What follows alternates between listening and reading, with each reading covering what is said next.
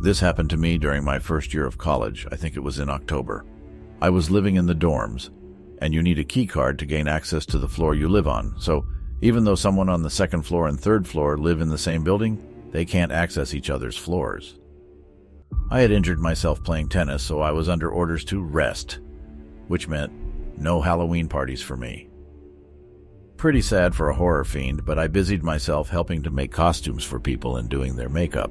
Once I was finally finished, I packed up my stuff and decided to watch some movies in my room. A guy popped up and introduced himself. We chatted a bit and exchanged email addresses, and I walked back to my room and said goodnight. The first warning sign was that he walked into my room behind me despite me saying goodnight to him.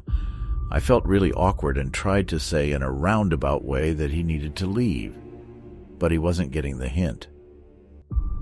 I finally had to say, "You need to leave my room now."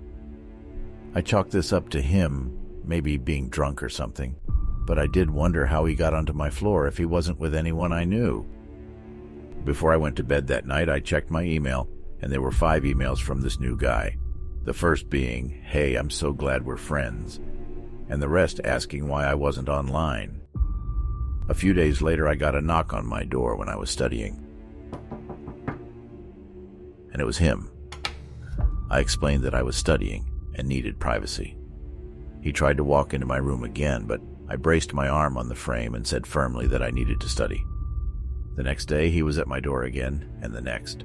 I began pretending that I wasn't home. Another day, there was a knock at the door, and when I checked the peephole, there was no one there. I opened the door, and lo and behold, it was the creepy guy. He started hiding from the peephole, so I would be more likely to answer the door. I told my roommate never to open the door if he was there, and I told the people living on my floor that this guy was beginning to creep me out, so if he wanted to get on the floor, whatever story he gave them, don't let him. A few days after that, I was on the bus coming home, and I got a text from someone who lived on my floor telling me not to come home because creepy guy was on my floor and was sitting in front of my door, just waiting. I went to a friend's house and spent the night, and when I got home, I was told he waited 4 hours before leaving. At this point, I was getting freaked out. A few days after that, he began waiting outside the building, and if I left, he would follow me wherever I went. I was too scared to tell him to go away, and I tried to be more passive about it.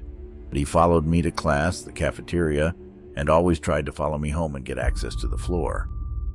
I went to the resident advisor, an older student that sort of watches over the floor, and told her what happened. She spoke to the RA for his floor and was told that creepy guy had been telling his own RA that we were best friends and dating.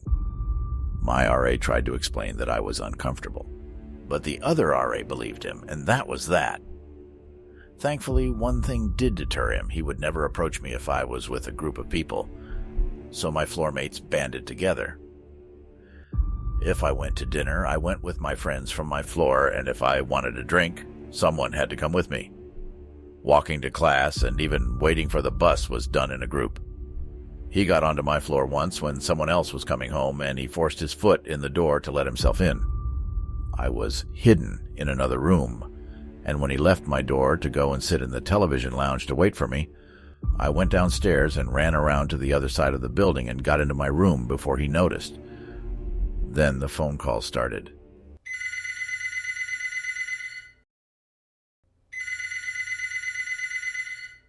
I never gave him my number, but somehow he got my cell and room phone.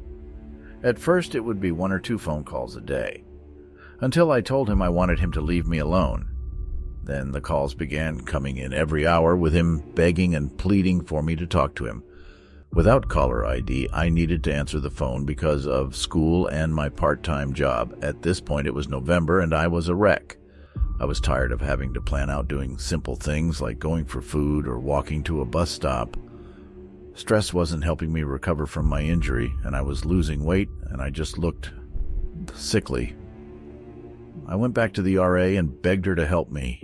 She went to the head of the dorms and explained everything that happened. I explained how far this had gone, and my roommate told him that he had followed her a few times, demanding that she tell him where I was. I felt awful. She never told me this because she was afraid of upsetting me further. and now I felt like I was a bad friend for putting her through this nonsense. I don't know what went on behind closed doors, but he was told to leave me alone and any further contact would result in him being kicked out of the dorms. There was one email where he went insane on me, telling me how awful I was. How could I do this to him? We were so happy together. After that, nothing. At first, when I'd see him around campus, I would run to the women's bathroom to hide. I'd see him around town or on campus, and he'd always just stare at me. Never tried to approach me, never tried to get my attention. Just staring. I used to walk by and try to pretend I didn't notice him staring, and I'd try and act like my heart wasn't pounding. Apparently, he dropped out of school when the semester ended, and I never saw that creepy guy again.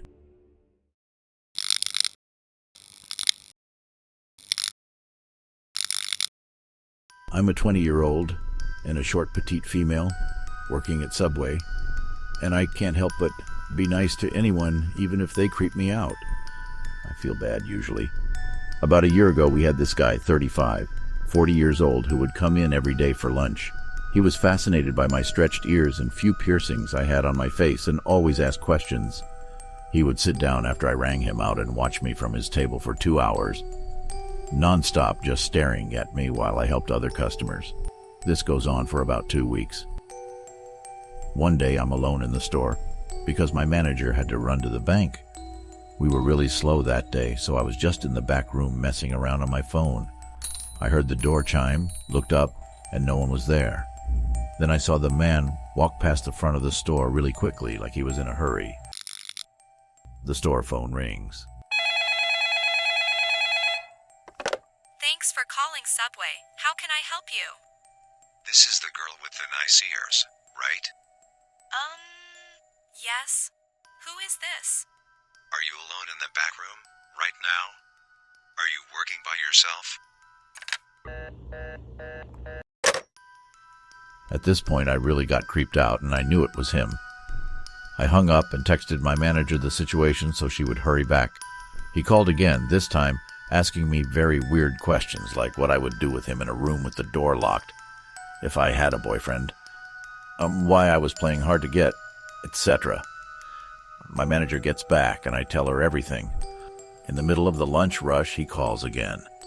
This time my manager answers, and to this day she never told me what he said, but the look on her face sent chills down my spine.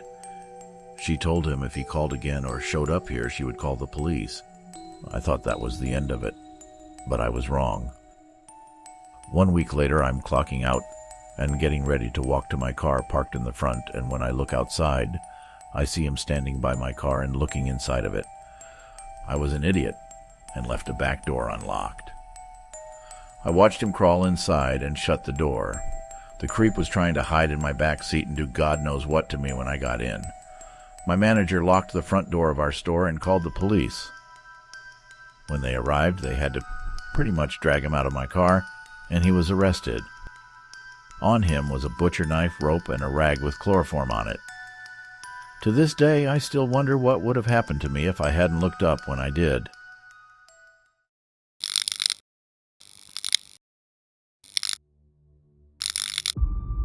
I broke up with my ex. Turns out he wasn't a very nice guy. I moved into my parents' home with my daughter.